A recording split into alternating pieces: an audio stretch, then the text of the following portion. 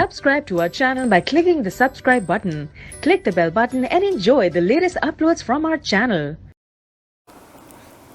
بسم اللہ الرحمن الرحیم رب اشرح لی صدری ویسر لی امری واحلل عقدۃ من لسانی یفقہوا قولی۔ خوارج کے نزدیک مرتکب گناہ کبیرہ کافر ہے۔ اس پر انہوں نے 6 دلیلیں دی ہیں،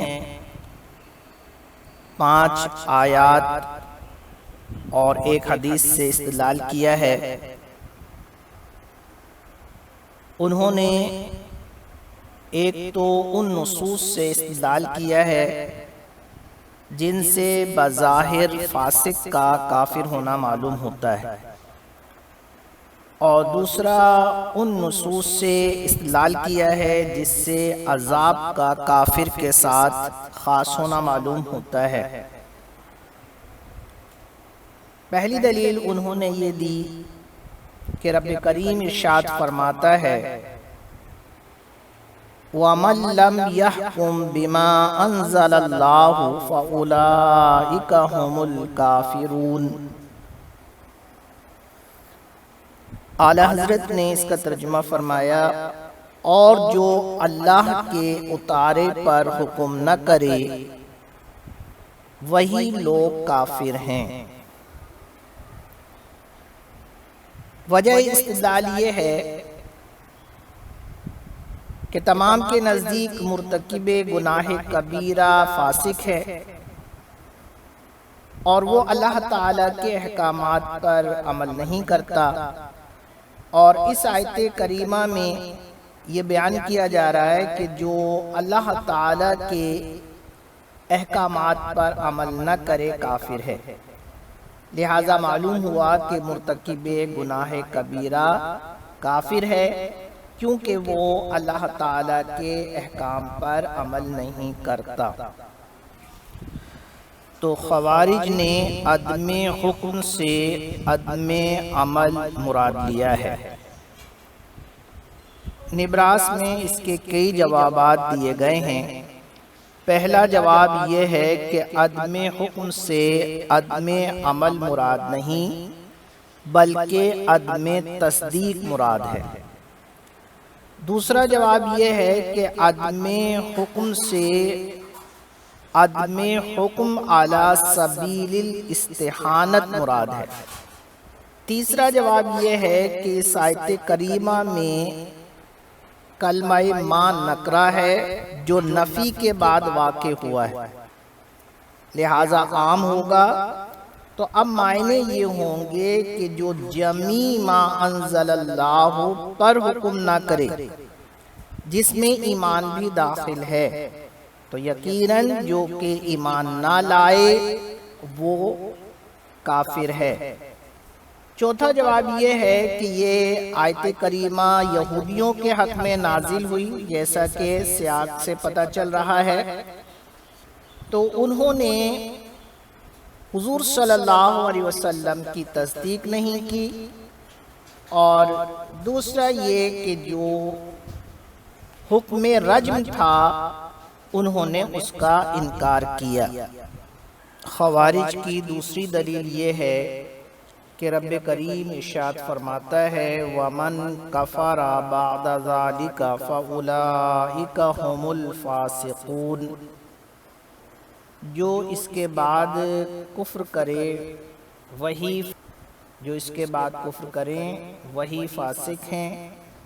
وجہ استدلال یہ ہے کہ ضمیر فصل خبر کا مبتدا پر قصر کرنے کے لیے آتی ہے، جس سے یہ معلوم ہوتا ہے کہ کافر کے علاوہ کوئی اور فاسق ہے ہی نہیں، جس کا نتیجہ یہ نکلا کہ ہر فاسق کافر ہے۔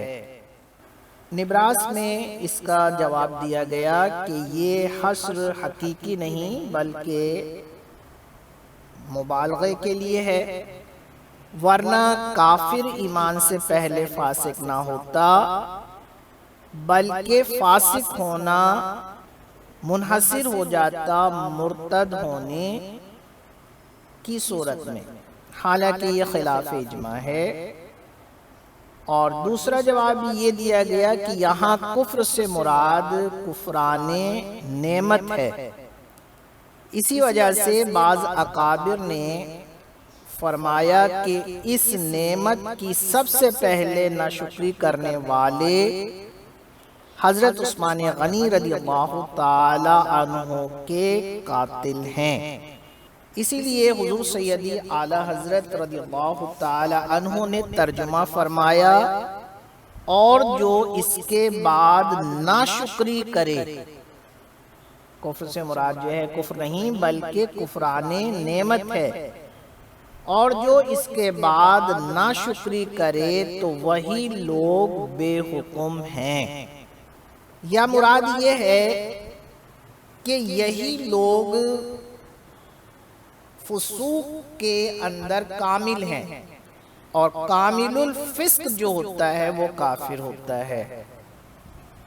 معتزلہ کی تیسری دلیل نبی کریم رؤوف الرحیم علیہ الصلاۃ والتسلیم کا فرمان ہے، من ترک الصلاۃ متعمدا فقد کفر، جس نے قصداً جان بوجھ کر نماز ترک کی اس نے کفر کیا۔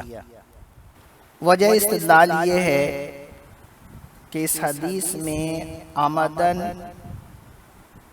نماز کے ترک کرنے والے کو کافر قرار دیا گیا ہے، اور نماز کا ترک جو ہے گناہ کبیرہ ہے۔ اس سے معلوم ہوا کہ مرتکب گناہ کبیرہ کافر ہے۔ اس کے کئی جواب دیے گئے ہیں، ان میں پہلا جواب یہ ہے کہ ترک سے مراد فرضیت کا انکار ہے۔ دوسرا جواب یہ ہے کہ تعمد کے معنی یہ ہیں کہ استحلال اور استحانت کے طریقے پر ہو۔ تیسرا جواب یہ ہے کہ کفر سے مراد کفران نعمت ہے، اس سے مراد جو ہے وہ کفر نہیں ہے جو کہ ایمان کے مقابل ہو۔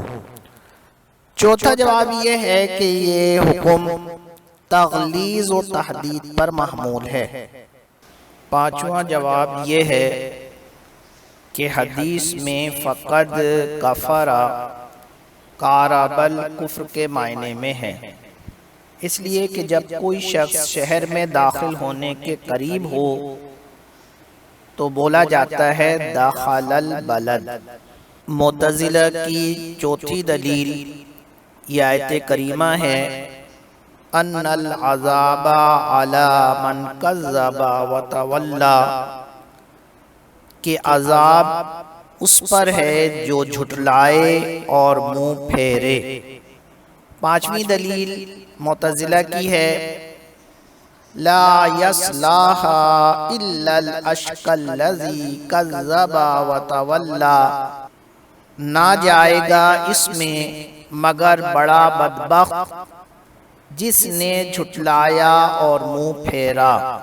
چھٹی دلیل ان کی آیت کریمہ ہے، ان الخزی اليوم والسوء علی الکافرین، بے شک آج رسوائی اور عذاب کافروں کے لیے ہے۔